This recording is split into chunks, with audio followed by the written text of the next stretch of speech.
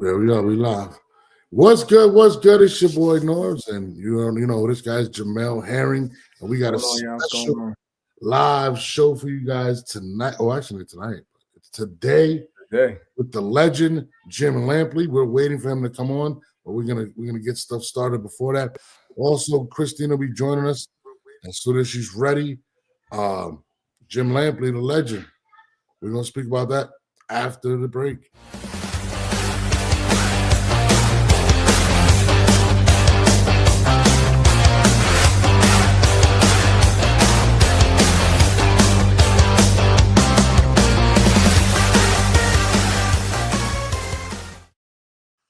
Yo, what's good, brother? What's good, man? Everything's good, bro, man. Well, good morning. Still morning, so good morning. We started a little bit later today, but good morning, though, bro. Good morning, everybody's coming into the chat as well.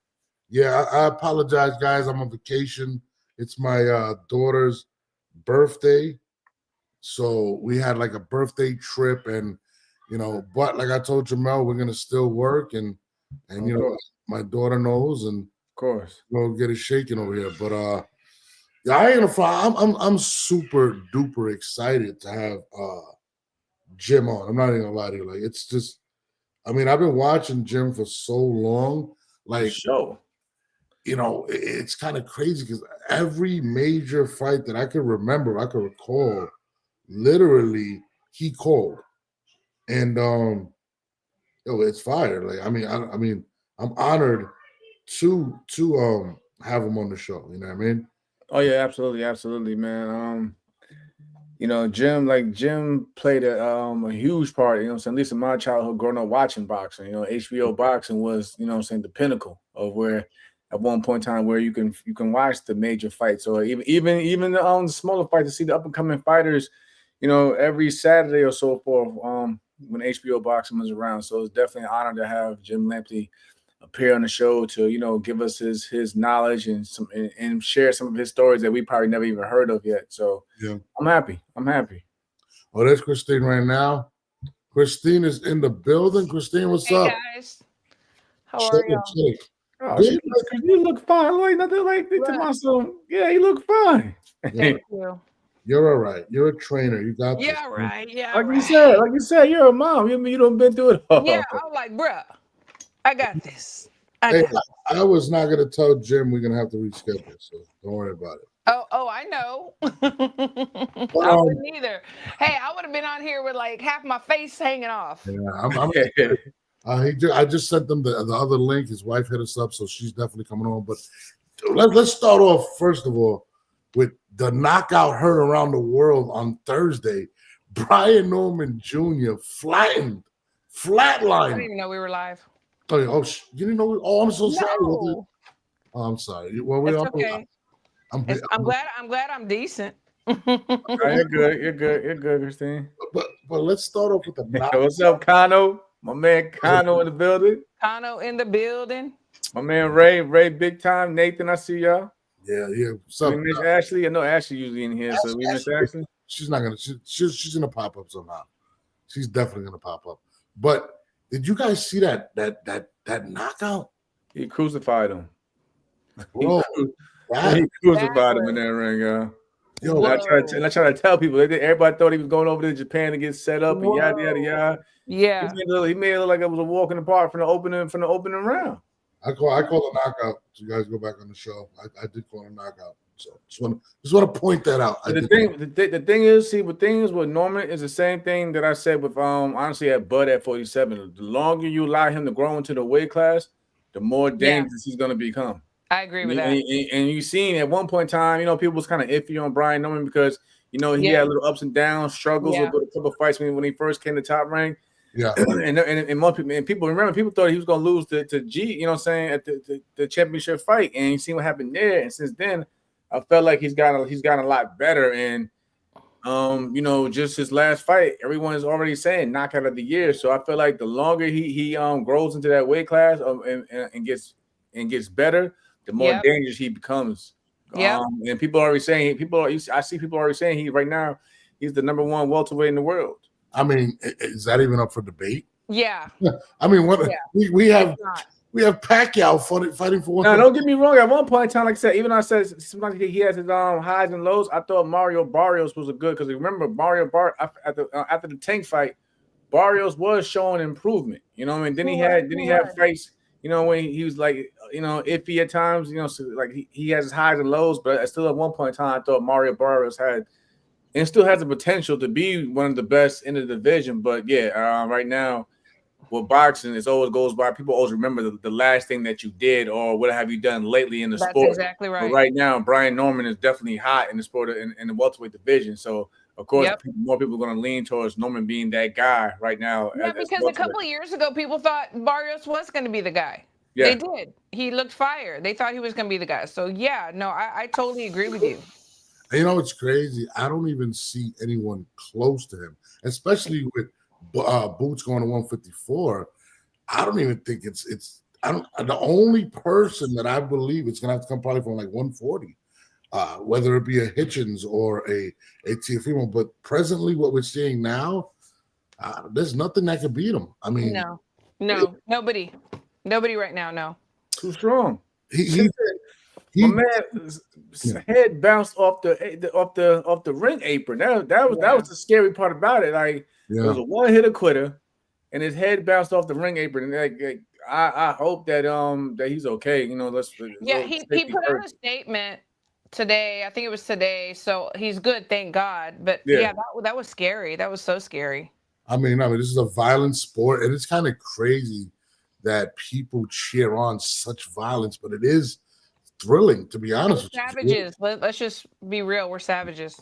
But he did after the presser take shots or bring up my man Boots. What was your take on that about him saying Boots ducked him? That's pretty much what he said, if I'm not mistaken. He did say that. I mean, what do you feel, Christine? I mean, we talked about this the other day too. It's like we're so quick to call people ducks, but we don't know what's in the contract. We don't know what the stipulations are. You know, so not everybody's a duck. I don't think that there's a boxer alive that is scared of another boxer. I mean, Jamel, is there just somebody that you just fear, or you read the contract and it's like, no, or yes? I mean, to add on to that, like I said, Brian's my guy. Boots, you know what I'm saying? I rock with Boots.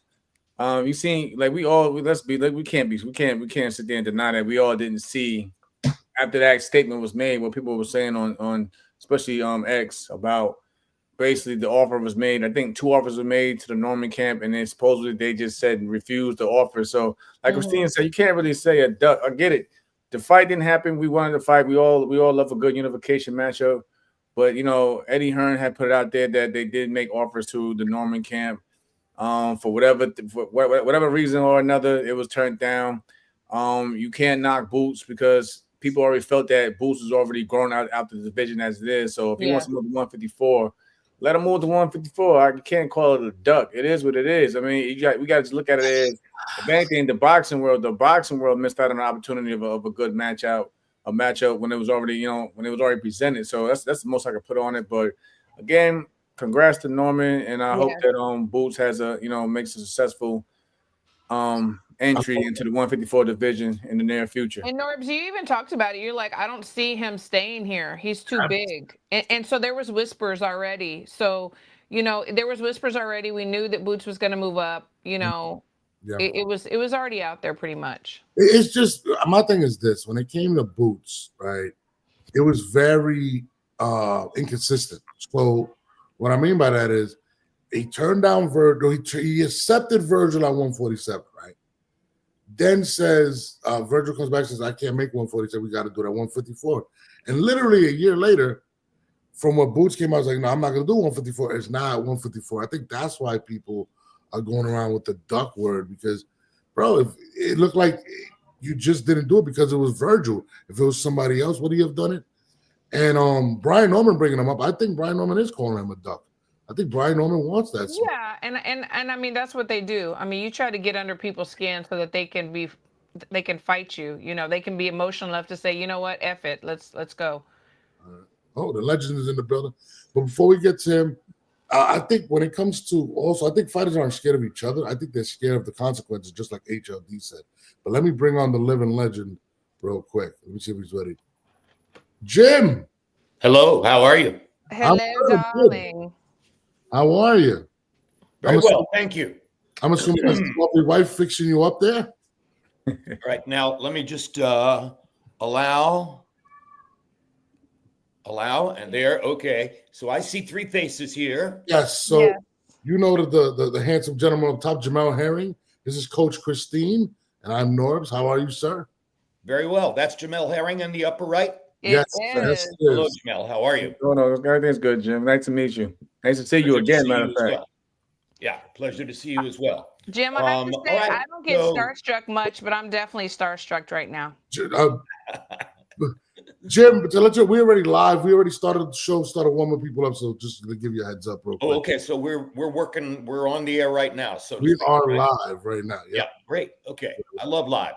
I mean, we all know that. And you all just got bigger right in front of me. So magic of electronics. It's great. Yeah. I mean, it's definitely a different game from back then. So, you know, I mean, social media and the internet has changed everything, Jim, and you've been through it all. But first, let me say thank you for coming on the 10A podcast with the team, with Christine and Jamel.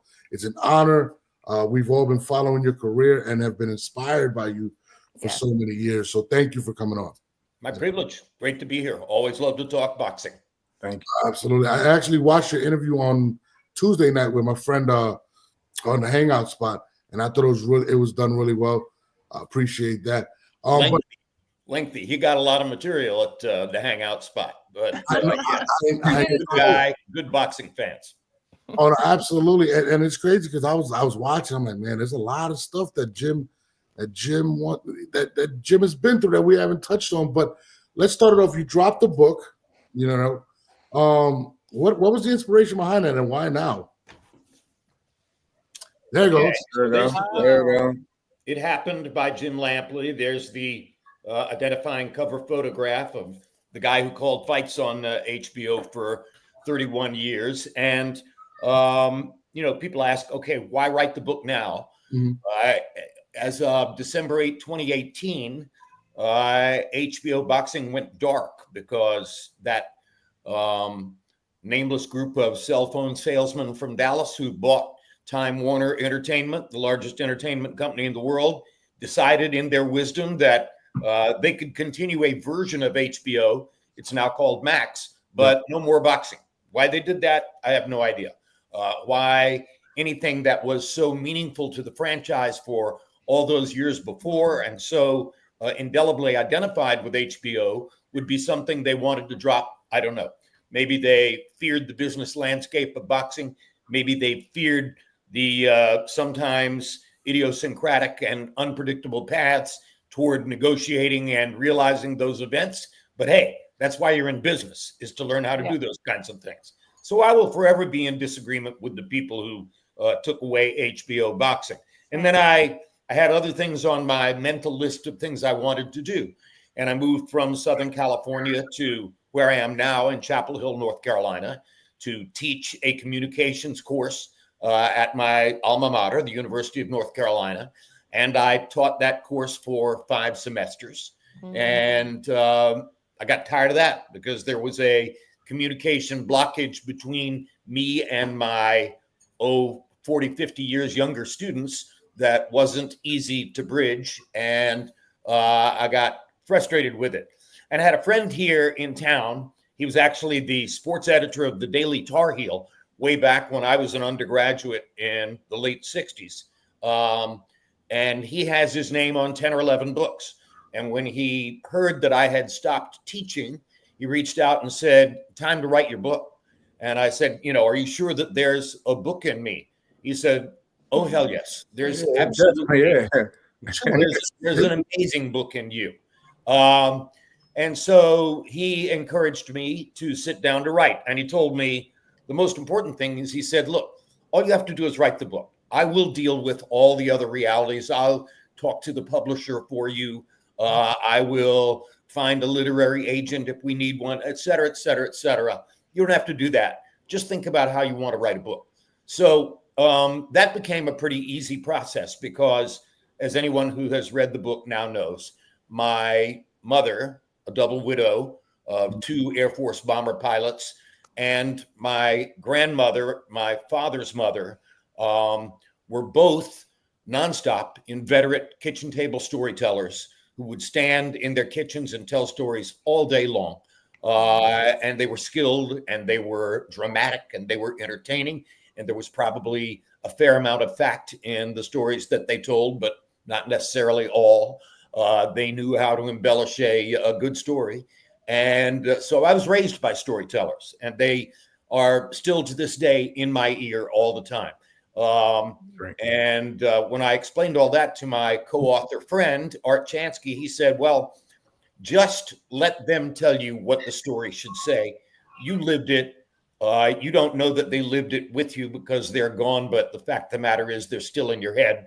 So let your mother and your grandmother tell you the story the way they would tell it, and put it down on paper, and we'll have a book. And I did that. I followed his process. No outline, no notes, just write what I wanted to write every day, lie down that night, put my head on the pillow, listen to my grandmother and my mother, sit back down the next day, write some more. And eventually I gave him a bunch of pages, and I said, do we have a book? And he said, oh, yeah, absolutely. Wow. You have written a book. And I said, is it a good book? He said, no, Jim, it's not a good book. It's a great book. The publisher is very excited. Let's go. So the book's been out in the market for a couple of months now. I have discovered the part I didn't know, which is writing the book is easy. Promoting the book is the harder job. There's a great deal of work that goes into promoting the book. I'm going from here in Chapel Hill Sunday to Austin, Texas, to do something I never dreamed I would do, which is to be on Joe Rogan's podcast. Oh, Joe Rogan's awesome. 19 million followers. So you guys are ahead of him. And on we go with this thing. And it's been wonderful because it takes me back through not just the 31 years at HBO, but the 13 or 14 years that preceded that at ABC and CBS, and then eventually NBC also. And, all the things that I did and all the people that I got to know and everything. I've relived all of those experiences through the process of writing the book. It's like having a second life. So now this is another great part of it. I'm meeting so many wonderful people like you and spending time talking with great people like you. And a lot of it is talking boxing, which is maybe the most fun thing I can do. And so here we are again. I've got Jamel Herring, an accomplished fighter, sitting in front of me. I've got the other two of you here with me as well, and I'm ready to go. Let's talk. I love this. I love that so much. So can we get your book on Amazon? Is that where we can order it? Because I'm definitely ordering right now when we get off. Yeah, you can order on Amazon. You can order on barnesandnoble.com. You can also order from my Instagram site. Now, I never had a social media site prior to publishing the book. And people in my life, particularly my wife, said, you're crazy. You've got to now finally have a social media site. So I have an Instagram site that I think is called The Real Jim Lampley, or jimlampley.com. Shouldn't be terribly hard to find. And you can order the book directly from there. It won't cost you any more than it costs at Amazon or Barnes & Noble. I kind of suspect it won't cost you any less either. But at the end of the day, there are various places you can get the book. And obviously, I encourage everyone who's in any way interested to buy the book. That's part of what it was all about.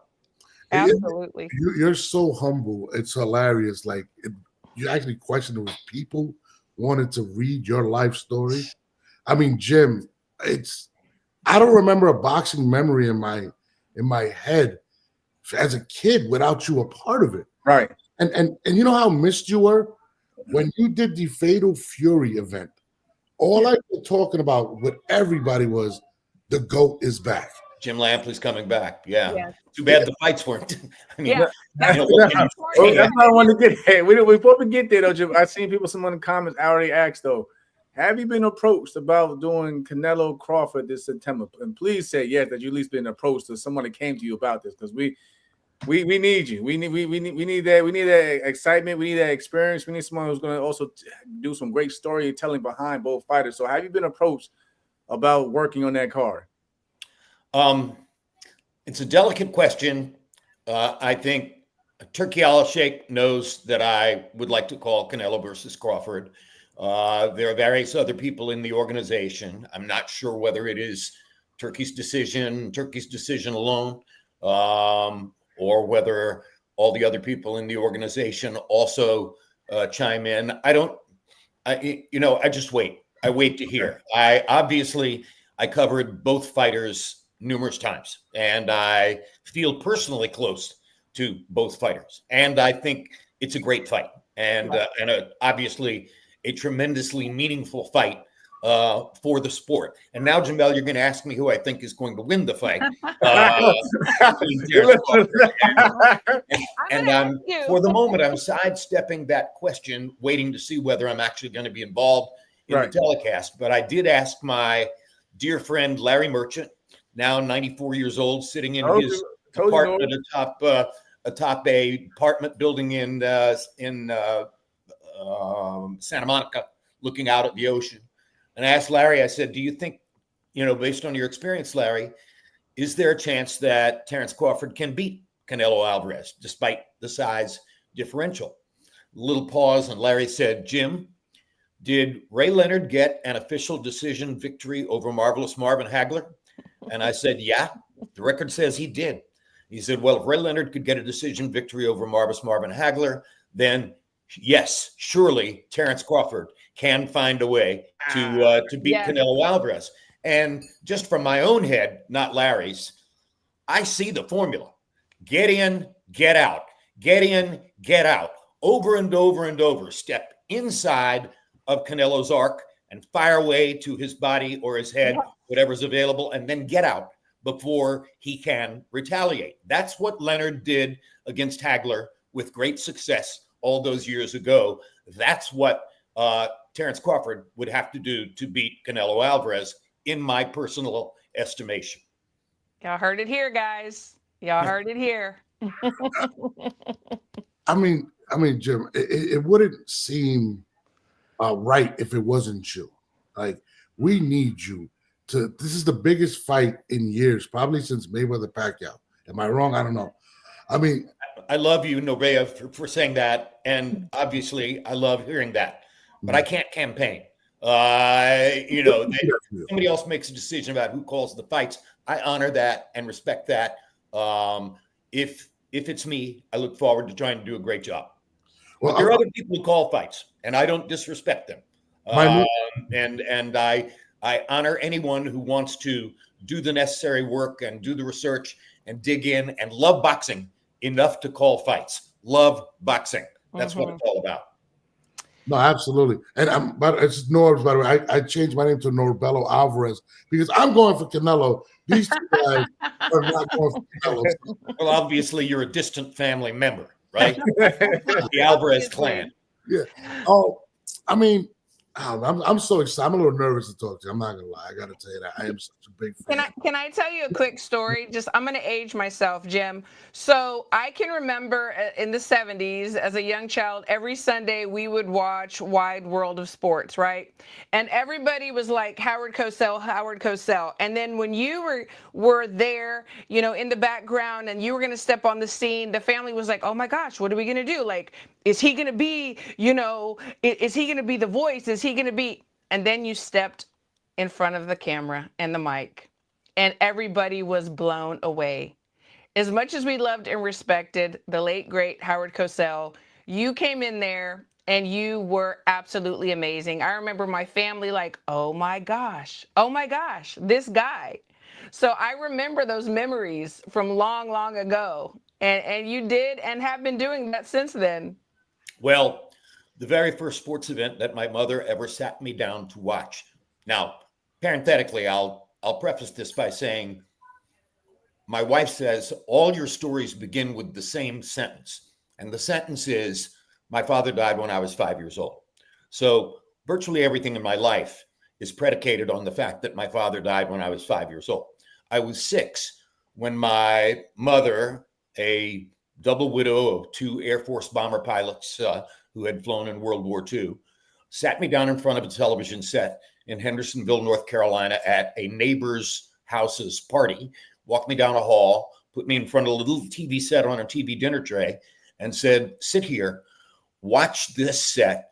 You're going to watch Sugar Ray Robinson versus Bobo Olson for the middleweight championship of the world. This is Gillette Friday Night Fights. In the next 90 minutes, a man named Don Dunphy is going to tell you everything you need to know about boxing. And oh, by the way, the reason you're doing this is because if your father was still alive, this is what he'd be doing, and you'd be doing it with him.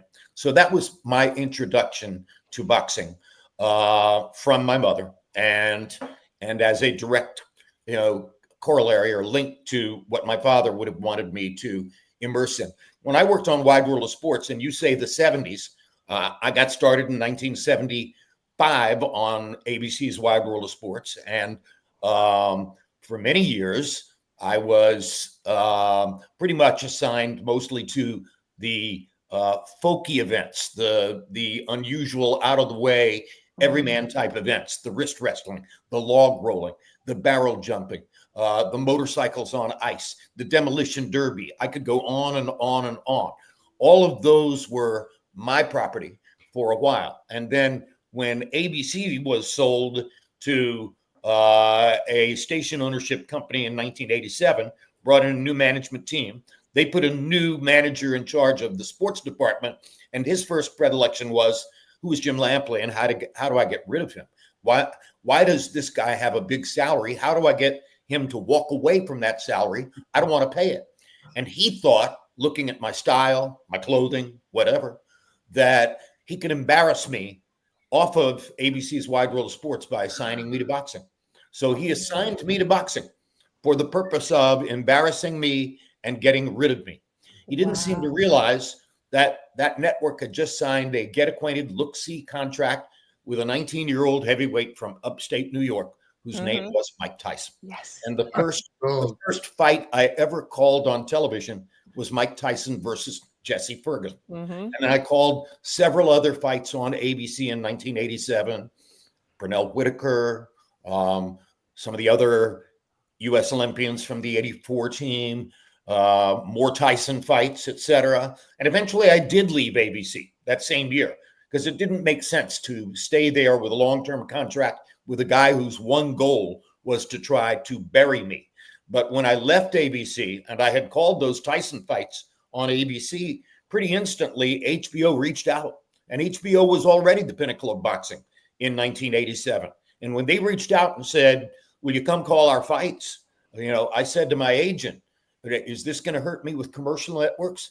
And my agent said, yeah, and that's fine. This is going to be the #1 network in every area, and it's certainly the #1 network in boxing. So you go. And that's how I arrived at HBO. And the very first fight I called on HBO was Mike Tyson versus Tony Tubbs in Tokyo. So Tyson is the through line for the whole beginning of my boxing story. Man, I love it. Iron Mike, man. That era of Iron Mike was one of the best ever. He looked invincible. You called also the Buster Douglas fight, if I'm not mistaken, which was another one that to me was heartbreaking. Like, don't bring that up, please. Jamel, was Tyson invincible, or does every fighter have a formula by which they can? I mean, you gotta understand, Jim. Growing up, I thought Mike was invincible. The man had a video game. Like he had a Mike Tyson punch out, and he was setting records, youngest heavyweight champion of the world. Like, I mean, he made your guys. He gave you guys short nights at the job. But this is what I always say to people, and people forget, and it's obvious why they forget. Look, I loved Mike. I loved him with a violent passion. We're still friends to this day. Yeah. But in the year and a half before he lost to Buster Douglas, he went the distance with James Quick Tillis. There were scores at ringside who had Tillis winning the fight. He went the distance with James Bone Crusher Smith. He went the distance with Tony Tucker. He went to the last 10 seconds with Jose Ribalta. He went the distance with Mitch Blood Green. These were not devastatingly great fighters, all right? What they all had in common was that they were taller than Mike, they were longer than Mike, they had a jab, most of them, and some of them even had a right hand that they could bring over the top. Then he fights Douglas. Douglas fit all those same descriptions, and he was the best athlete of the bunch. He was a former college basketball player who had really good feet for somebody that big. And you only had to watch the first 6 or 7 rounds of Tyson Douglas to realize what was going on. Right. Oh, this is not an easy fight for Mike. Yeah. This is the fight that replicates all those other distance fights that have preceded it, except Douglas is better. And from that point forward, for me, it became the problem of, all right, if this ends abruptly rather than by decision, what am I going to say? And I was still working on it when Douglas landed the combination that put him away in the 10th round. And that wound up being, that's Foreman. It wound up being Mike Tyson has been knocked out in the most down-to-earth, prosaic voice I could put to it. Mike Tyson has been knocked out. Not much more demonstrative than that, because I realized that to try to over-dramatize or to dress that up with my own voice wasn't going to do anything to elevate it. It was already, from the moment Tyson hit the canvas, it was the biggest upset in boxing history. Supplanting the very first live prize fight I had ever gone to, which was Cassius Clay versus Sonny Liston, February 25, 1964 in Miami Beach when I was 14 years old. Wow. Yeah. I don't know how, I'm from Brooklyn, right, Jim? And that no, exactly. You know, he's like, you can't say nothing about Mike Tyson negative to us in Brooklyn. Like, when he lost that fight, I damn near cried. And just everyone, it was like Brooklyn was just silent. You know, and I'm not gonna lie, man. To this day, it bothers me because I still love Mike. But I mean, look, people want to buy into attractive myths. Yeah. I was susceptible too. I was calling his fights on ABC. He was knocking everybody out. But the Tillis fight was on ABC, and like I say, went the distance, 10 rounds, and there were scorers at ringside in upstate New York who had Tillis winning. And ultimately, it was like a 5-4-1 decision for Mike. So that fight alone should have been enough to let you know, okay, he's an attacker. What's the antidote for an attacker? A backup counterpuncher with good defense, who can select his shots very carefully, who can dodge what Mike brings. That's who Tillis was. And there are other formulas besides just that one. Again, go back to all those guys who were longer and taller. And Mitch Blood Green, Mike had supposedly dusted him in a street fight. That was supposed to be a walkover. Okay. And now they fight in Madison Square Garden. That's 10 difficult rounds and no knockout. So I was learning as I went along. But the audience, to a large degree, the audience was paying no attention whatsoever. To their eyes, Mike was still knocking everybody out in 2 rounds, 90 seconds, whatever. And these other things that were happening, that wasn't real. Ticket holders were definitely angry. They blinked or went to the bathroom and it was over. Well, look, at the end of the day, and I love him with deep passion, nobody knew Mike better than Mike. All right. There were many people who bought into the myth. Mike always knew that was a myth.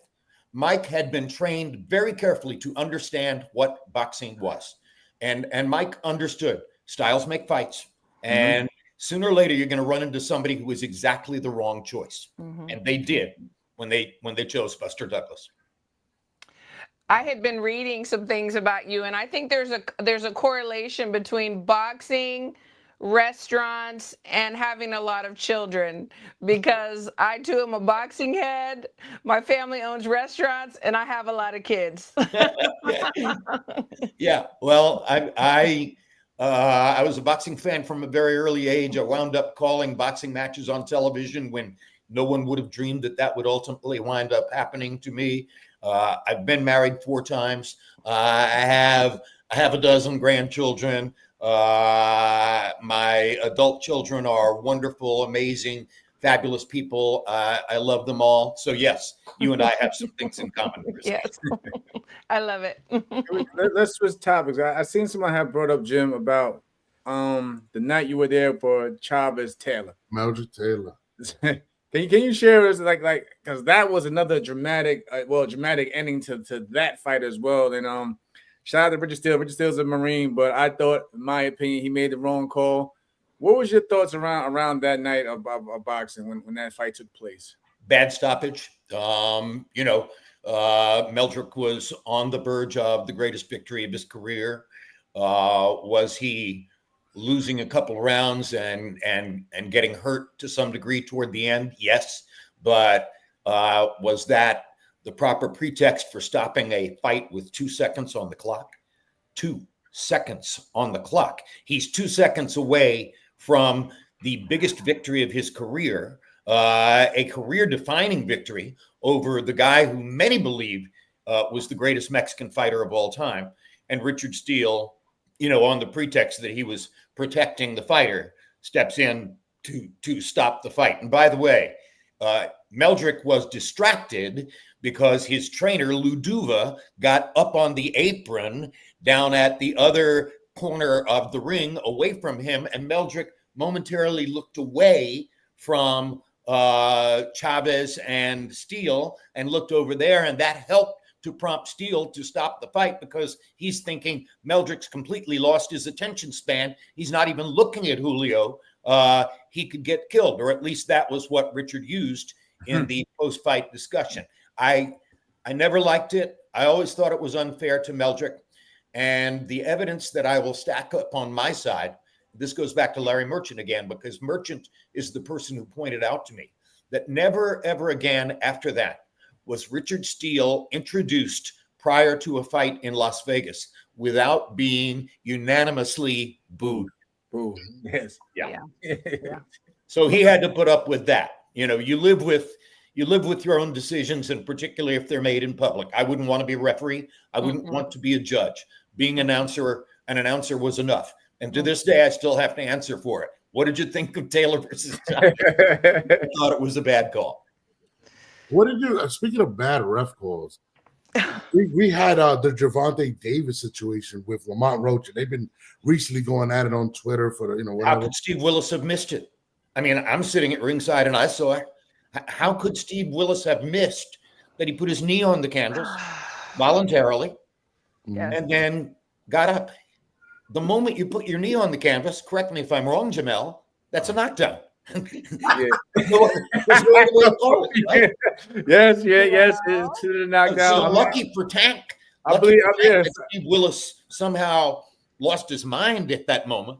Wow.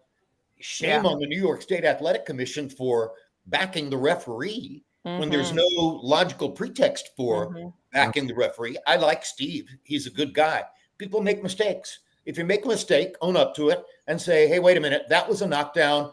1 point removed from Tank's card. Let's go forward. That's what should have happened. Fight should have continued. There was no reason for the fight to end. And instead, it goes forward. It goes to decision. And because of that 1 point, it becomes a draw instead of a win for Lamont. I thought Lamont fought a terrific fight that night. Didn't get enough credit for it. Absolutely. But to add insult to injury, they had replay. They actually had replay and still didn't get it right. And it makes it right. Insult added to injury. Exactly right. They're insulting themselves is what they're doing. I mean, I can't imagine by what pretext you stand up now and say, oh, the New York State Athletic Commission got that completely right. No, they didn't. You couldn't. It was a knockdown that was not ruled a knockdown. And a lot of people come at the integrity of boxing because of things like that. And you've seen it all. And when you see people attacking boxing and its integrity, how does that make you feel? I know we all know you love it. It is a highly subjective sport. Okay. Refereeing is not an easy job. Judging is not an easy job. I've listened to so many people over the years, rip judges and say, oh, all these decisions are wrong, et cetera, et cetera. And I've said it so many times, I've gotten tired of saying it. Try it. Okay, just try it sometime. For a really good, closely matched fight sometime, sit down in front of your television set. Turn off the commentary because you should not be influenced by the announcers. Just watch what goes on in the ring. And then at the end of the round, when the bell sounds, you've got 5 seconds, no more than 5 seconds. Write a name on a slip of paper and hand it to the referee. That's how decisive and categorical you have to be to be a boxing judge. Should we be shocked when sometimes we disagree and think that they got it wrong? No, we shouldn't, because it's a very difficult process. It's not easy. By the way, Willis's job in the ring as a referee, not easy. But if a guy puts his knee on the canvas, that makes it easier for you, right? You know, it's a highly subjective sport. Every element of it is human. Judges are human, referees are human, commissions are human, the fighters are human. We're all subject to error. You know, we don't all perform like perfectly infallible machines all the time. I wish we did, but we don't. But when people blatantly criticize judges and say, oh, they're all lousy, etc., I always say, try it. Sit down with a pencil and paper and see if you can do what they do. Harold Letterman, amazing man. You know, there might have been 2 or 3 times when I thought to myself, oh, he's a little off, or I don't totally disagree or totally agree with this, whatever. But to an overwhelming extent, maybe 95% of the time, I thought Harold was right. And I don't blame any official judge for saying, I hate the way the HBO announcers all cleave to Harold and say he's right. Sorry, he was right. He was the best of you. And there are a lot of great judges. They've been friends of mine. I've gone to dinner with them. Harold was the best, and I miss him to this day. Yeah, absolutely. Jim, I wanted to ask you, so we know you covered Olympics for many years. Was there a difference to you in covering the Olympics and covering the pros, or was it the same for you? I mean, was it, for me, I've been blessed enough to go a couple of times. It's so exciting, but what was your take on that? The Olympics are special. Obviously, we want to believe that the Olympics are this very pure representation of nationalism. Call it patriotism if you want, but it's really nationalism. Quote, amateur sport. From the very first Olympics I went to, I was disabused of the fantasy that this was amateur sport, because one of the very first events in which I immersed at the 1976 Winter Olympics in Innsbruck, Austria, was the first major event of those Olympics. It was the downhill ski race in alpine skiing. And I very quickly learned in a couple of days before the games began that that particular, quote, amateur, unquote, ski event was actually a multi-million-dollar battle between the nation of Switzerland and the nation of Austria. Because if Austria's Franz Klammer won the downhill, that would mean indescribable sums of money to the Austrian ski industry, to their boot manufacturers, to their goggle manufacturers, to their clothing manufacturers, to their ski resorts. And if Bernhard Russi of Switzerland won, switch all that money across the border to Switzerland. That's what I learned about so-called amateur sports at my very first Olympics. So one of the things you have to do to effectively and accurately cover the Olympics is to eliminate that romantic image of pure amateurs competing against each other for glory. And it becomes an even more interesting story. What could have been more interesting than that these two downhill skiers were really skiing with overwhelming nationalist economic pressure on their shoulders, trying to uphold these industries that were so hugely important in their nations and getting it right. Closest thing to a real amateur accomplishment that I saw in the Olympics, 2 of them. Number 1, Eric Heiden breaking the world record in every event in speed skating, mostly at 9 o'clock in the morning for small television audiences with no money involved because there was no money in speed skating. He may be the greatest Olympic athlete of all time, given what he did. And the other, of course, is the Miracle on Ice, because the Miracle on Ice actually was an amateur team, the American team, against a professional team, the Soviet Red Army team that won every major international hockey competition for the preceding 10 years. And those American kids could not possibly beat those Russian professionals, but they did. Yeah. So that's what makes the Miracle on Ice a miracle. And every once in a while, you get something like that in the Olympics, but to a greater degree than people want in their hearts to admit. It's just like all the professional sports that we consume. It's about money. It's about imagery. It's about spectacular athletic accomplishment at high levels, but it's not pure amateurism. And that was going to be my next question. We've seen other countries allowing professional boxers in the Olympics, United States not in the equation. What are your thoughts on that? It's up to the boxers to choose what they want to do. It's no longer mandatory or necessary in the American television scenario for a fighter to have an Olympic career to go on to become a meaningful and major professional fighter. What's the proof? What's the proof of that? Henry Tillman beat Mike Tyson in the 1984 Olympic trials. Mike Tyson was not a member of the 1984 Olympic team. He went on to become a much bigger name, at least for a while, than Evander Holyfield, the light heavyweight, and Henry Tillman, the heavyweight, who he knocked out in one round in the pros. But amateur boxing is different than professional boxing. Jamel can tell you that. There's no headgear. That there are different rules. There's a different code for judging, et cetera, et cetera. So, the fact that other nations are allowing professional boxers to box in the Olympics, I think they're still fighting with amateur rules. I think they're still fighting with headgear.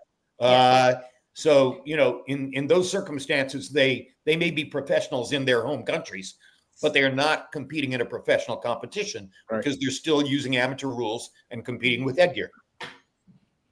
Yeah, minus the men. The men now do not only in the Olympics for the U.S., but because that changed not too long ago. But yes, they are definitely with all the other rules for sure. Well, and women's boxing is, continues to make strides, continues to grow an audience. I think it'll probably be 100 years before it'll be just as big as men's boxing. But almost everybody who watched the Netflix extravaganza, Jake Paul versus Mike Tyson, will tell you that the women's fight was more entertaining and more fun to watch because it was. Yes, it was. I got to touch on that, Jim. I watched that interview on Tuesday, and you said the next great trilogy could be Crawford versus Canelo, but we have one coming up with Katie Taylor and Amanda Serrano. What's your thoughts on that? Well, I mean, I've seen it before where two fighters fight such a spectacular one-on-one display that you think, well, there's no way they can match it the second or third time. Hey, I did the Gaddy Ward trilogy. I did Marco Antonio Barrera versus Eric Morales. Yes, they can. They can produce great fights the second and third time. They can learn new things about each other. They can employ different elements in their craft and technique going into the fight. They can change the script. And it will likely, because of the equality of talent, it will likely again turn out to be a great fight. I love watching both of them. I like the energy. I like the, high punch output, very, very numerical punches, etc. I can't wait to see Serrano and Taylor again. I don't much need to see Jake Paul and Mike Tyson again, but I can't wait to watch Serrano and Taylor again. I was just going to say, in your career, have you ever seen a trilogy where it was not 1-1? Amanda, some disagree, but she lost the first two, and now they're having the trilogy. Have you, in your career, seen that before? I can't remember when it's happened before. Hey, even Bo Holyfield, Riddick won the first fight, and Holyfield won the second. I'm trying to think. I know that there are trilogies where guys won all three fights, or a woman won all three fights, etc. But they don't come to mind at the moment. I'm thinking of the ones you're thinking of, and let me see. Arturo won the first fight. Did Mickey win the second? I think he did. Morales won the first fight. Barrera won the second. Yeah. They often switch shoes, and then that's what makes the third fight so exciting. I think Wilder and Fury, is the only one. I think. What? Wilder Fury. Fury versus Chisora. Oh yeah. Well, I think. But it just says a lot about the two women because there's a lot about we want to see them again. We want to see them better again. than those guys. Fury just can't beat Usyk. You know, Usyk has the formula for beating Fury. You know, and Jamel, you know, from being a southpaw mover with great feet, that's a hard style to fight against, right? Usyk is very hard for other heavyweights to solve. He can move. By the way, this takes us back to what we were talking about earlier with Crawford and Canelo. What does Usyk do? He gets in and he gets out. He gets in, he lands 2 or 3 punches, and he's a smaller heavyweight, so he has to do that to be successful at times. And he does it so smoothly and so well. So and he makes it difficult for anyone, any night, anytime. In my opinion. Well, because of his quickness, his athletic talent, and his mind. Yeah. And by the way, does Crawford have all of those? Yes. Oh, heck, yes, he does. Yes, he does. Norv, you hear that? Yeah. Alvarez. First of all, Canelo's not a bigger, sluggish type individual. People downplay his IQ. I think it's going to be the biggest fight. I believe so.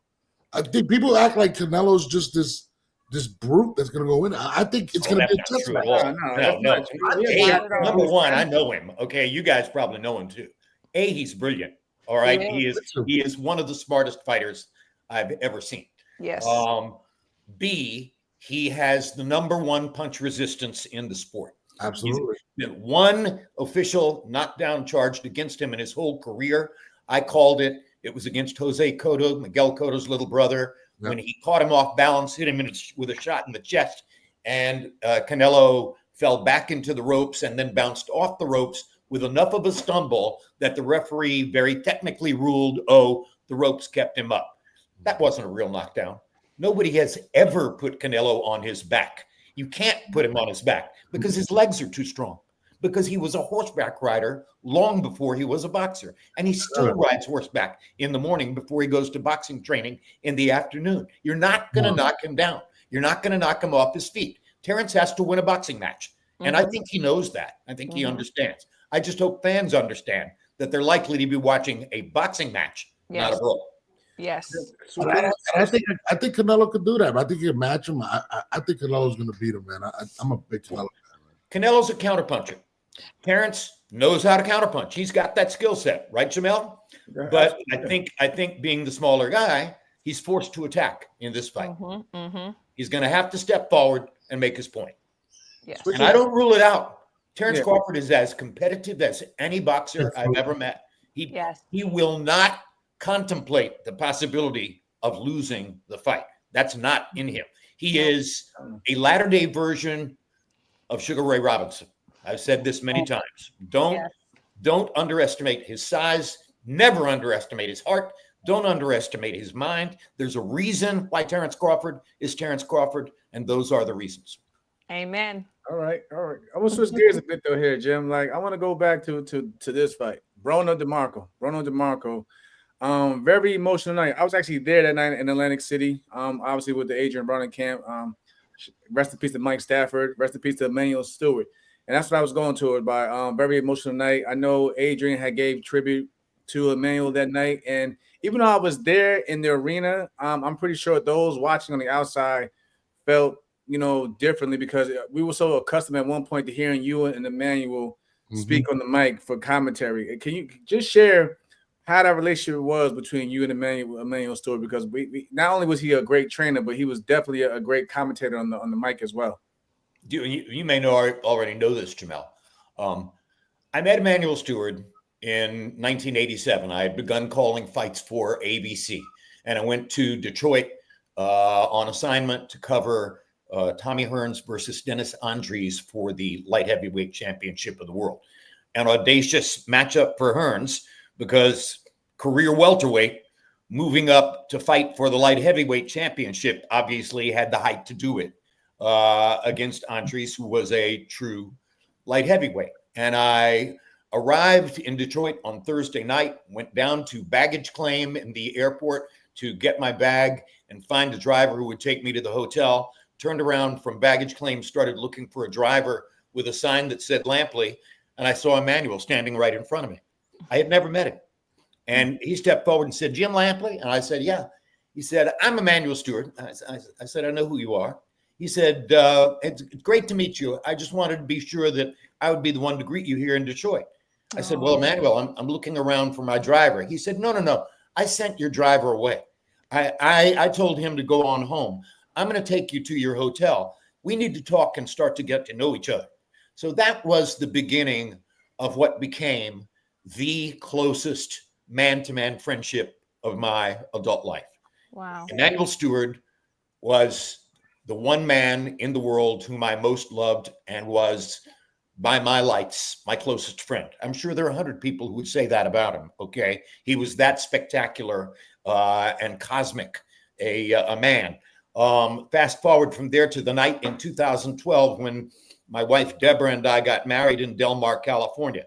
And it was a star-studded boxing event. Michael Buffer conducted the wedding. There were a variety of other fighters there. And Emmanuel was there. And late at night, Emmanuel's girlfriend came to Deborah and me and said, Emmanuel is having some stomach pains. I think I have to take him away. We're sorry we have to leave early, but I've got to take Emmanuel to the room to get some rest. He was into oncology 6 days later. He died about a month or a month and a half after that. The wedding was the last time any of us saw him and were with him. It still causes me to tear up to this day to think that that friendship, which meant so much to me, abruptly came to a close at that moment. He was a genius trainer. He was a genius human being. He was the most loving and wonderful man I have ever known in any walk of life. And not a day goes by that I don't at some moment pause and say to myself, I miss Emmanuel. I wish he were still here with me. Great man. Agree. Wow. Agree. Sorry. That's crazy. I'd seen the video about your wife getting you a hat and it reminded you of Emmanuel and you kind of broke down. Can you kind of go into it? Because the video kind of cut off. It's very hard for me to talk about him without tearing up. I've got tears in my eyes right now. So yeah, it was deep. I mean, from that first moment that he came to the airport and said, I sent your driver away. We listened to rhythm and blues music all the way to the hotel. He took 2 or 3 loops around the hotel so we could finish listening to one particular song. Temptations. Loneliness made me realize it's you that I need. David Ruffin's lead vocal on that song is one of the greatest lead vocals in the history of R&B. I mean, I've had so many amazing associations related to that kind of thing. Recently, when I did the book publication party for this book here in my university town in North Carolina, Chapel Hill, from 40 miles away, Big Daddy Kane drove over to Chapel Hill from his home east of Raleigh to be a part of my book publication party. Now, how in the world do I have a friendship with Big Daddy Kane? I just do. Okay, it just happened. You know, sometimes when things like that happen to me, I know it's corny. It's corny to say this, but sometimes when things like that happen to me, like sitting next to Big Daddy Kane on a plane and becoming friends, I'm thinking to myself, Emmanuel is still watching over me. He's still taking care of me. Yeah. Rest in peace, Emmanuel Stewart. God bless. Absolutely. God bless. God bless indeed. Wow. That was deep. I ain't gonna lie. Nah, yeah, that's a great story, Jim. Don't cry. Don't cry. Nah, thank you for sharing. We need. I'm getting through it here. We all love that. I'm not breaking down. We're good. We're going to switch. I want to go on to 2 fights that actually got me involved with boxing that you were a part of. One is obviously De La Hoya Mosley won. I love that fight. Still watch it to this day. And obviously going through the September 11th tragedy when we witnessed Trinidad Hopkins as well. Can you share just you know, your insight in the moments between those 2 fights? Because again, I believe, and this I never really shared this with anybody, but when I used to go to basically travel to my own fights before fight week, I always would put on De La Hoya and Mosley to get that you know, to get that fire and that passion, and for the reason why I fell in love with the sport of boxing, because I believe that's one of the best fights that's not talked about most. I believe the anniversary just came out recently as well with that first fight. But again, that fight to me has always been entertaining from bell to bell. Can you share with us that night that you witnessed those two in the ring in Los Angeles? I remember trying to explain to my wife at that time, trying to get across to her at that time, they're friends. They are old friends. They used to travel to amateur competitions together in the same car. Their parents know each other and hang out with each other. And she watched the fight and said to me afterward, "Are you telling me that two friends could go at each other that way?" I said, "Yes, Bree, that's boxing. And I promise you, they're still friends. All right. Regardless of what you saw, they're still friends." Shane won the fight. That one was not questionable. The second one, in my view, was questionable. The second one, I thought Oscar won, and Shane got the decision. But Oscar never resented anything that happened with Shane because they were buddies from junior high school on. And that's the way boxing is. It's all a brotherhood. You almost have to be a fighter or be as privileged as I was to know fighters to understand it. Now, it's fascinating that you bring up Hopkins Trinidad, because somebody asked me 2 weeks ago, did you think that Bernard had any chance of beating Felix Trinidad? And I said, well, look, I have to tell you that by that point in my boxing commentary career, I had learned enough to understand that regardless of what we want in terms of excitement and entertainment, the great defender counterpuncher always has an advantage against the great attacker. Felix is a great attacker. Felix certainly knew how to get his way if the opponent was a little bit intimidated or a little bit off stride because of his power. If there were places where Felix had a mental edge, he was perfectly capable of exploiting all that. But nobody had a mental edge against Bernard. Bernard's one of the most strong-minded people you will ever meet in your life. And Bernard had a particular science for winning fights. And the science of Bernard winning fights was you don't give away anything. You do not do anything that makes it easier for the attacker to attack. You make clear to the attacker round after round that you are in control because of your feet, your hands, and your mind. And ultimately, you land enough counter punches and discourage him enough that you look like the winner. Bernard beat Trinidad. And he beat Trinidad using that entire formula that I just described. And I was with Felix 2 weeks ago at the International Boxing Hall of Fame, and we laughed about it. I said, I worked with Bernard. I knew how hard it was to win an argument with him. And Felix said, well, I sure didn't. What was your reaction for the presser when Bernard took the flag and threw it down? Like, how was that environment? Well, I wasn't there. I saw that on video as news video, and Bernard did not care about being popular. That was not his goal. Bernard's goal was to win fights. And if he thought that he could make Tito angry, make the Puerto Ricans angry, get underneath a lot of people's skin, amp up the volume and the heat going into the fight, all that was going to play in his favor, because it would only make it that much easier to deconstruct the offensive machine in front of him. He was taking apart an offensive machine piece by piece. And it began with that news conference stunt of grabbing the flag and running away and all that stuff. How was he had to run regardless. Yeah,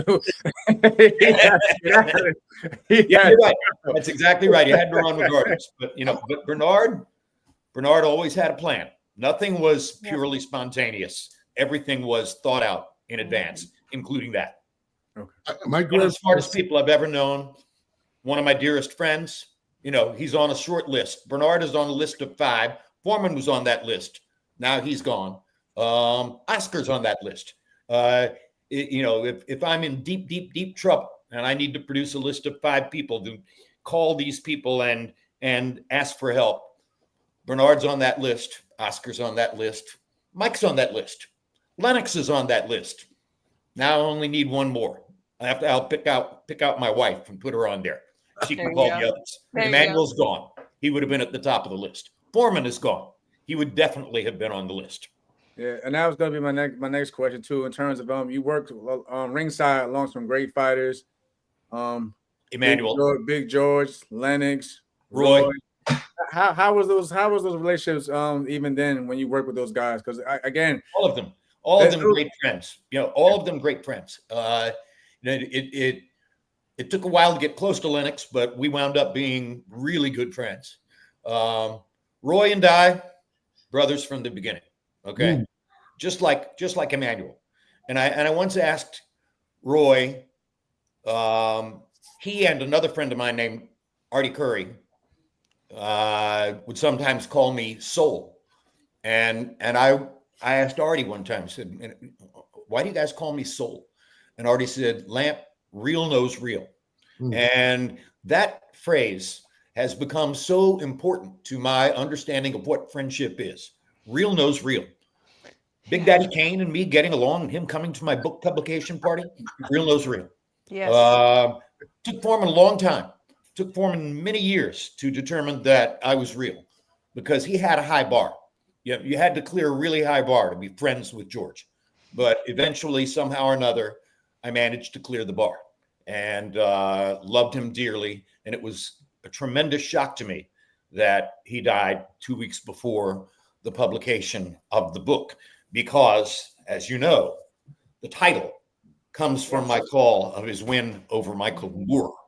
The prologue, the first thing you read in the book, is about the 19-year-old me watching the 19-year-old him win his Olympic gold medal in Mexico City. I wrote that a year and a half ago. And he's in the book in several other ways too. So for him to die suddenly, no warning, 2 weeks before the publication of the book, is yet another one of those universal signs that my life is connected. And it's connected through boxing. I never boxed. I couldn't have done that. But I did watch my very first televised sports event, Sugar Ray Robinson versus Bobo Olson. My mother helped me to continue to watch Gillette Friday night fights all through the years afterward. My life has always been connected to boxing. And it's entirely fitting that, you know, so much of the material for the book and so much of the things that I'm talking about now in this constant publicity tour have to do with boxing. Jim, I love your energy. Can I ask you a favor? Sure. So the team and I have our IBF world champion that is going to be fighting on the Amanda Serrano, Katie Taylor undercard. And we're going to be fighting for undisputed against a very worthy opponent. And I would love for you just to put your hand on your TV and send us positive energy. That would just I'll do it. I'll do it. What's the fighter's name? So her name is Sharetta Metcalf, aka Chicken. So her chicken. She's not a chicken, but that's her nickname. Is she a hunt and pet counterpuncher? Yes. She's very long, has a great That's jab. the chicken. All right. Yes, great jab. So all right, I'll root for her. Thank you very you much. Yes. Hey, Jim, what was the most, because you've dealt with a lot of funny moments in boxing. The Mayorga versus Vernon Forrest when he pulls out the cigarette. What was the most awkward moment or funniest moment you ever witnessed in the ring? Fan man. You know, I'm seated at ringside in the 6th round of Bo Holyfield 2, and producer Ross Greenberg says in my ear, "We're going to show you a shot of something really weird. There's a guy up in the air in some kind of machine or contraption. We're not really sure what he's doing, but he's flying around and he seems to be circling and getting lower and lower and closer to Caesar's palace. So we just want you to identify it and set it up." So that's how the whole fan man thing began. And then sure enough, his goal, his determination was to land it on or in the ring. And he did manage to land it on the apron of the ring, about, 18 feet away from me on the left side apron as I'm looking at the ring. And and I'm narrating the whole thing. The terrifying part was that Judy Bowe was 8 months pregnant, and Bowe's people had to help her up and remove her from the ring because she was in a very close proximity to where that contraption landed on the side of the ring. And then I'm thinking, oh my gosh, Riddick has to fight 6 more rounds here. And surely he knows that his wife has just been removed from ringside while 8 months pregnant because of this whole contraption. Does that have anything to do with the fact that Holyfield won those last several rounds and won the fight by decision? I don't think it's completely excluded, but my man Emmanuel had given Holyfield a spectacular plan for how to reverse the result of the first fight and actually beat Riddick Bowe. And he had adopted that plan. He had created it when he went to Houston to meet with Bowe to talk with Holyfield. Went to Houston to talk with Holyfield about the possibility of training him for the fight. And Emmanuel loved to dance. And he asked in Houston, he said, is there a dance club we can go to tonight? Yeah, there's one. So he and Holyfield went dancing the night that he was in Houston to talk to him. What? And they were dancing. You know how you're dancing with a partner and the other person you're with is next to you dancing with a partner and you're facing each other. You're not on the same side with each other, but you're looking at each other and you can see each other. And Emmanuel told me that he was watching Emmanuel dance while they were in this dance club. And during the second song, he said to himself, that's it. That's the way he can beat Riddick Bowe. Wow. And he introduced the idea that night. He said, Emmanuel, what I saw you doing tonight, we're going to do the same thing in this second fight against Bowe. I'll come to work with you here in Houston. We will build a plan based on what you did tonight. And then you will go into the ring and beat Riddick Bowe.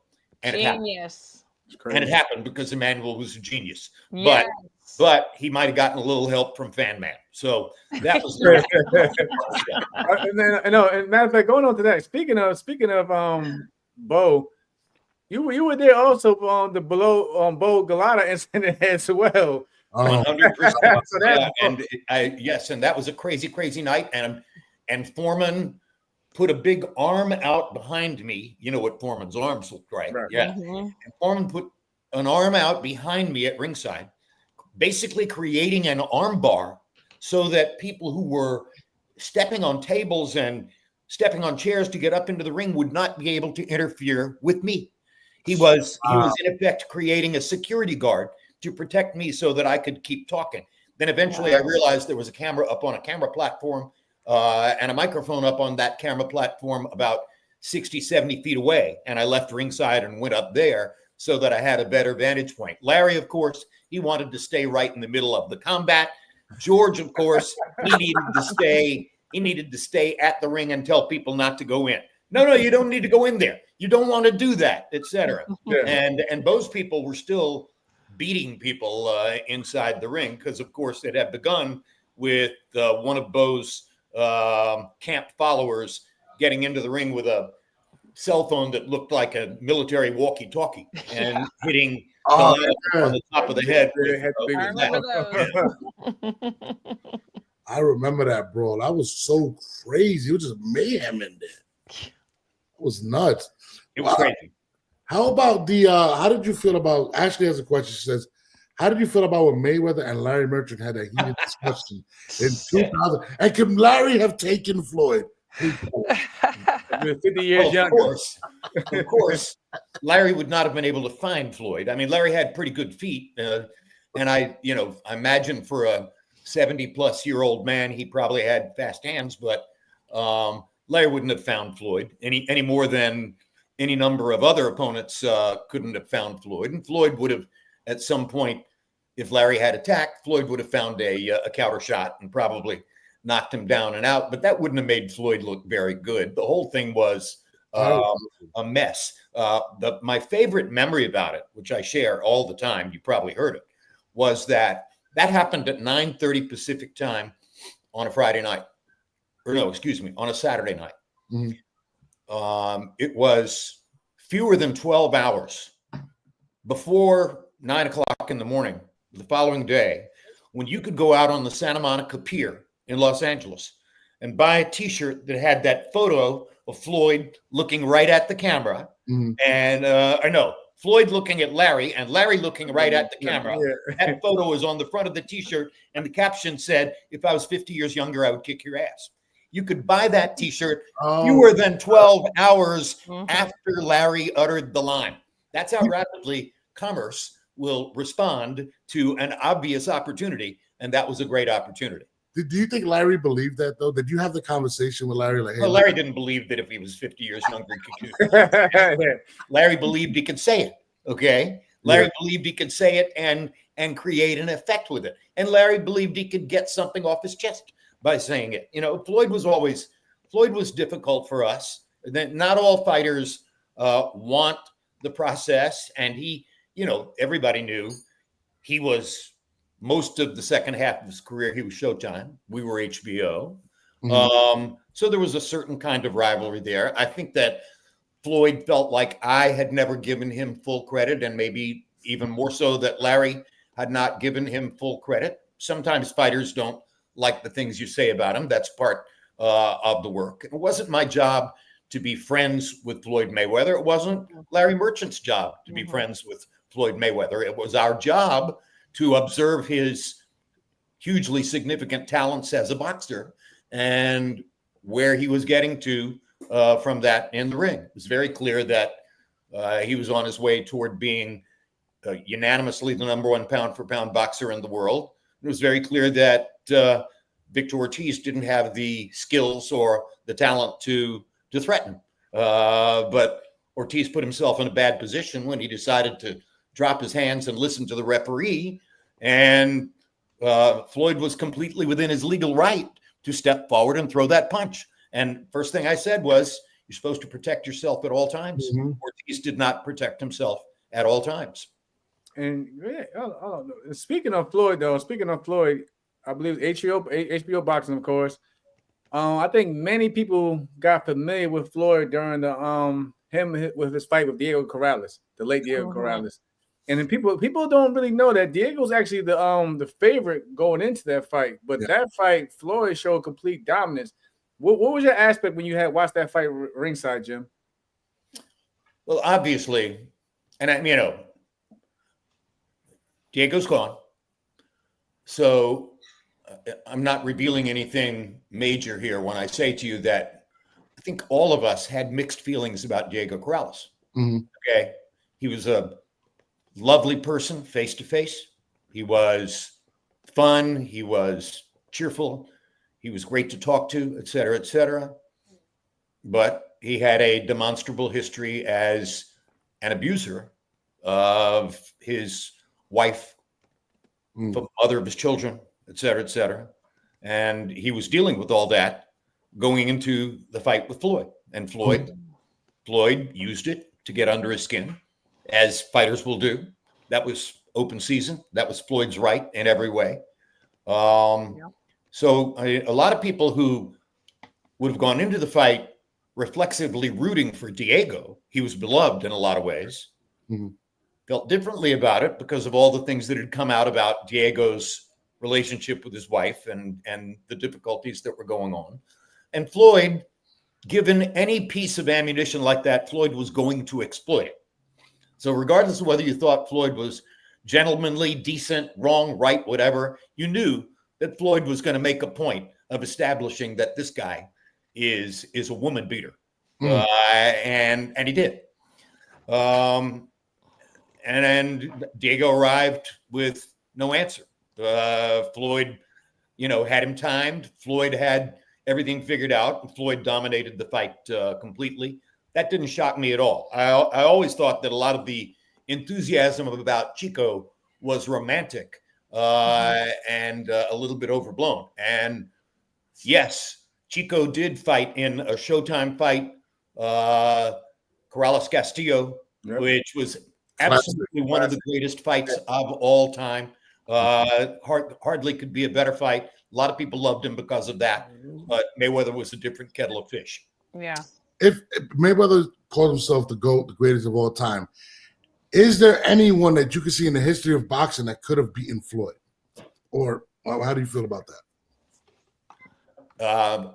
I'm not qualified, I think, to answer whether 140 and 147 pound fighters from previous generations could have beaten Floyd. I think, quite obviously, you got to give Sugar Ray Robinson and Henry Armstrong a chance at beating Floyd Mayweather. Those are two tremendously great historic fighters who fought in his weight classes. I'll never forget my first expert commentator in boxing at ABC was a guy named Alex Wallow, who was actually an executive at the network. He knew everything about boxing.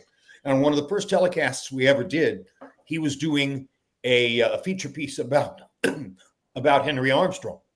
And Henry Armstrong, I'm sure Jamel knows, Henry Armstrong at one point, I believe, held the featherweight, the lightweight, the welterweight championships all at the same time, right?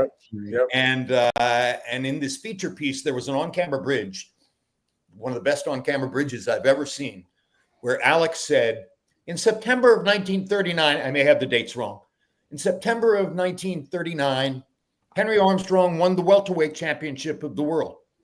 He defended that title 5 times in October. And he went back and looked at the record, and that was right. So you cannot compare different eras. Television changed, business circumstances changed. Fighters don't fight every 3 weeks now the way guys like Armstrong did back in those days. Harry Greb had a 100-plus fight winning streak. Do I know how great was the opposition against Greb during that winning streak? No, I don't. I'm not qualified. I didn't see it. I think the answer to your question is there's always an answer to everybody, but I'm not sure what the answer is about who would have beaten Floyd. I'm sure that Henry Armstrong and Sugar Ray Robinson would probably both step up right now and say, give him to me. Robinson would say, I'll take him at welterweight. Henry would say, I'll take him at lightweight or featherweight, whatever. But the bottom line is there have been many, many, many great fighters, and Floyd is not the only one. Agree. Man, Max Kellerman, I got a question. He's one of my favorite guys. Is Max planning on coming back with you? If you do decide to come back and do it again, what do you feel? I would do anything to work with Max. I love Max. I miss Max. I miss him both watching him on TV and being friends with him. Max has more or less gone into hiding as far as I can tell. Yeah. I'm not sure really what's going on in his life. All I can say is I love him as much as I love Emmanuel Stewart, as much as I love Larry Merchant, as much as I love all the people I worked with, George Foreman. Max is on that list. He's a brother. I believe in him. I hope that Max is someday going to make a big, glorious comeback in some public forum doing something. I don't know when, and I don't know where, and I don't know why he's in the position that he's in. I love Max, man, and I miss him. I thought he was one of the best to ever do it. Max, if you're out there, man, please come back. Max, if you're out there, we miss you desperately. I love you. Thanks. We'll put that out there. We'll definitely get that out there too. We'll definitely get that out there, Jim. Thanks for sharing that. Absolutely. I will let you go right after this question. I know you got a lot of things going on. What do you feel about Manny's return? Against Barrios. I hate the fact that he's coming. 46 is 46. Yeah, there's got to be at some point enough. Okay, Manny made unbelievable sums of money from the moment I first met him, when he was a throw-in opponent for Leisanola Ledwaba on a top-ranked undercard in Las Vegas, and none of us had ever seen him before. I could pronounce his name. I learned at the very first fighter meeting that Manny had survived his childhood in General Santos City by selling stolen cigarettes on the street. I mean, it's one of the most colorful stories of all time. He ran for president, for heaven's sake. I'm thrilled to say that when I first met Manny Pacquiao 21 years ago, it was in a fighter meeting room in Las Vegas when he was getting ready to fight Ledwaba, whom I didn't think he could beat. And that Manny Pacquiao could barely put 3 words of English together. At the International Boxing Hall of Fame, at his induction a couple of weeks ago, Manny Pacquiao stood up in front of an entire ballroom audience, hundreds, thousands of people. He made a 12 to 15-minute speech in English, no notes, all delivered impromptu, off the top of his head. The speech was brilliant. There was no hesitation. There were no duplications. There were no missed words or anything like that. It was stunning. Okay. It was absolutely a stunning performance. And I went to him, followed him in the restroom to talk to him. I grabbed him, I hugged him. I said, Manny, I just want to tell you one thing. I cannot believe what I just saw. And it thrilled me so much that you are able to do that.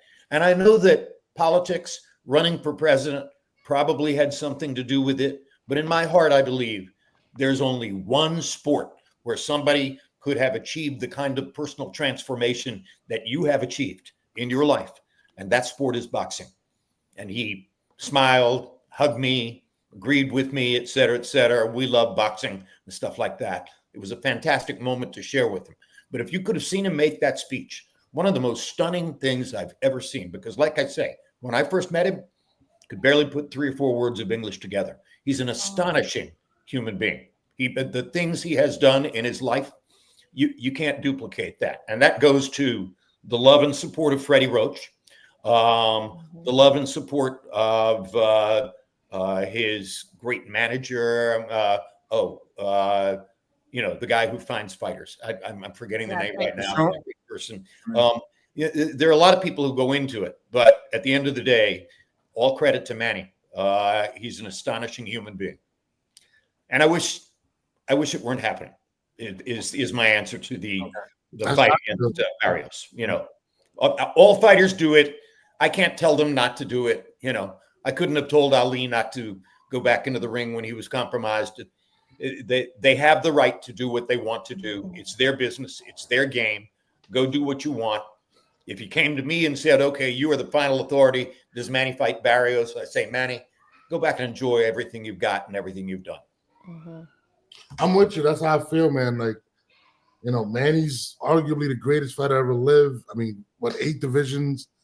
Well, I'll tell you something. And this says it all. This comes from the book, and you'll find it in the book. In 1980, when Muhammad Ali fought Larry Holmes. Now, that's a necessary rite of passage in the heavyweight division. That's something that is going to take place. Ali was probably struggling to keep and hold money at that particular time.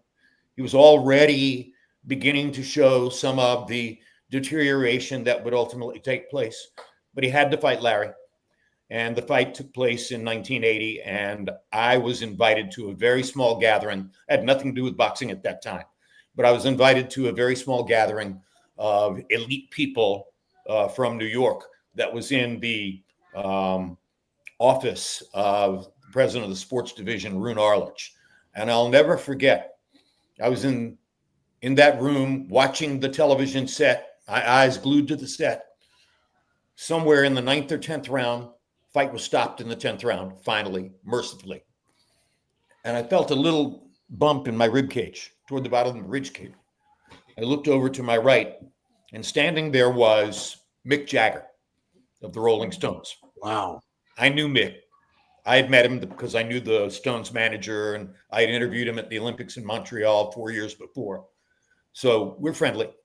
And he pokes me in the ribs, and I look over, and Mick says, Lamps, do you know what we're watching? I said, no, Mick, what are we watching? He said, it's the end of our youth. That is the greatest line of boxing commentary ever uttered, and it can never be topped by any of us. Ali being beaten up by Holmes, it's the end of our youth. Yeah. Brilliant. That's why Mick Jagger was Mick Jagger. Yeah. Wow. Powerful. Listen, hey, Jimmy, you want to quote, man. I can't top that. No. I'm like, oh no, we can't even lead up with that. I don't know what to go for that one. No, Thank you, Mick. that is, I mean, I can't wait. I ordered the book. I'm in Florida right now with the kids on vacation, so I can wait. There you go. To get it. I've spoken to a couple of people who told me that they read it in one night. I spoke to one person who bought the audiobook version, and by the way, I narrate the audiobook version, so it's my voice. And he said that he listened to it in one night. Nice. Apparently, it's a fun enough read that people can get through it pretty quickly. And Can't wait. thank you so much Yes, for the everybody get opportunity the to book, talk here guys. today. Everybody get the good book. Hey, I'm thank getting you, it. though, Jim. Thank you. It was an honor. It was an honor speaking with you. It was an honor. Janelle, where are you living now? Right now I'm in Cincinnati, Ohio. I'm in Cincinnati right now. Okay. All right. Have a good life. You guys you're in a studio somewhere, or you're all over the place? I'm in Texas. I'm in Texas, Dallas, Texas. Yeah, I'm in Florida taking my kids on vacation. Ooh, so we are a multifaceted entity here today. All right. Yes. Well, what a privilege. Thank you very much. Yes, thank you. Privilege is all of ours. And this is like top tier for me in my life. Things that have happened. You are so magical and amazing. And I thank you so very much. And I'll root for your fighter on the Thank undercard. you so much. Thank you, Jim. Thank you. Make sure Thank you very much, Janelle. Great to see you again. Great to see you as Later. well. Make sure you guys grab the book from the legend, Jim Lampley. This is definitely one of my favorite, if not my favorite interviews ever. It happened by Jim Lampley. By the Jim GOAT. The Lampley. GOAT. My God. I'll leave you with one thing. John Grisham, the nation's leading fiction writer, sells more novels than anybody else. And he's my neighbor in Chapel Hill. And the first time Grisham saw the book, the first thing he said was, "Oh my God, what a beautiful book." And I said, "What do you mean?" He said, "Jim," he said, "look at the cover, look at the colors, look at the photo, look at the graphics." He said, "You have no idea how much it's going to mean to you that the book is as attractive and physically beautiful as it is. That helps it to move off of the shelves." And I thought, well, thank you, publisher. They did a good job, no question. And yeah, I do like the look of the book. So, and I got mine signed, Christine. My man. There you go. I'll sign one for you, Christine. I'm gonna get one as well, Jim. Go to my website. My wife will help you figure out how to do that. Okay. All right. Yay. And shout out to your wife. Thank you. Yes. I'll tell her. Thank you, Jim. You later. Have a great day. Bye. Bye-bye. We love you, Jim. Love you too. Love all boxing fans. My man. I didn't want to end that interview. I was getting so emotional. Oh my gosh. Jamal, what you thought, man? That guy's that was great. That was great. I mean, Jim pretty much took over the interview, but it was great. It was great storytelling. It was great, picking up knowledge and picking his brain. So I mean, I had fun. I didn't even it flew by. I didn't know he was on for an hour and a half, but yeah, Jim definitely he definitely took over. But I'm not surprised. Like he definitely stole the show. But this is why we still need him in boxing or on ringside now. This is why so like I said, we got to put it out there that like they need to get him on that card and other big cards as well. Canelo and Crawford. He needs to be the announcer. Yes, the commentator, please. Ash said she shed a tear a couple times. You know what's crazy when for real? When you're that great though, Jamel, sometimes you got to sit back and just listen to that wisdom. Yeah. And it's just like I'm not gonna lie, I was nervous. I'm such a big Jim. I told you it was gonna go smoothly though. I told you though, like especially with a guy like Jim, it's easy. It didn't feel like an interview. It was just like a guy you knew for many years. We all came up with four. Yeah, he sat down. We had a great conversation, and that's how I like to conduct these type of things. I don't look at it as interviews like that. Yeah, I look at it as like a bunch of us who just love the sport of boxing. We all sit down. We all share our own personal stories, and then we let him dig into the vault and share things that many of us, including myself, didn't even know. Not even just his career, but in his lifetime. So there's a lot that you can pick from that, from this interview, whatever you may want to call it, and implement it in your own life, and you look at things a lot differently with a broader span. Yeah, I mean, I ain't gonna front. This was going down for me in history, man. I got the book. I'm waiting for it. I'm not home yet. He signed it for me. I'm super geeked, man. I'm gonna get him to sign it for me too. But hey, can I give you a tip, Norbs? Yeah. So next time we do an interview of this magnitude, can you get your dirty towels out from the back? I'm sorry. It's not dirty. I'm at my. It's crazy. It's supposed to be blurred out. I didn't think you guys could see it, but I apologize. I got to give you shit. Always. It's okay. September 13th. I'm gonna give you. Hey, you heard the man. Fuck, You dude, heard stop the that man. shit. He said it without saying it, didn't he, Jamel? Just saying. How the hell? But how do we top that now? How do we top that? Like We it's can't. crazy. We can't. Like I already know. No, there's gonna be a lot of content just off this. Oh, yeah, absolutely. I'm Man, gonna Hey, try. hey, listen. You told me to take notes. 1 hour, 7 seconds, so I can cut that piece and give it to Chicken to give her some inspiration, please. So to text it to me, I'll get it done. There's so many parts. That man knew, There's listen, he knew me better than I knew myself. I'm like, he Right. does. I'm like, Right. yeah, I know. I was like, damn. He was dissecting careers. Like, I'm like, Amazing. I was flattered. I was like, man, I'm like, Flattered, dude. Like he watches everything. Even when he's been quiet away from the sport in terms of behind the counter, like he was up to date with everything going on. And I know there's a lot of y'all in the chat that had a lot of questions. I'm like, again, guys. we just allowed Jim just to be Jim and just, you know what I'm saying? You could tell the passion was there. He just loved to speak boxing. So we just let him just do his own thing. But I'm pretty sure somewhere down the road, we'll probably have him back on. Hopefully he does Canelo Crawford, and then we could probably speak with him after that as well. But again, my favorite story was the Riddick Bowe Holyfield one. That was definitely how he learned how he figured out how he was gonna win the fight. They went out dancing. That was crazy. I gotta find Max Kellerman. Max is my guy. I love. I gotta put that out there too. We gotta put that out there. Like Jim personally say, we need Max back in the sport. And we just make an appearance. Period. We just need to see Max Kellerman again. Absolutely. You know, it doesn't have to be boxing. We just need to see more of Max Kellerman in the future. Turkey Alasik, if you out there watching, I know you watch everything. Max Kellerman, Roy Jones. He watches everything we do. What? Jim Lampley, Max Kellerman, and Roy Jones should be the commentators. That's all I'm gonna say. And I'll leave you guys at that. Let me get to my kids before my wife kills me. Yes, love you guys. Thank y'all. It was amazing. Appreciate everybody in the chat, man. Again, Mark Norris, when will we be back on? Because I know, like I say, you've been busy with it. We can do Monday. Well, Monday, I'm supposed to be. Where am I supposed to be Monday? I think we're supposed to go to the beach, but we might go early. So, hey, take care of the family and just let us know. All right, guys. Love you guys, man. We out. Love you, man. Y'all be good out there. We out.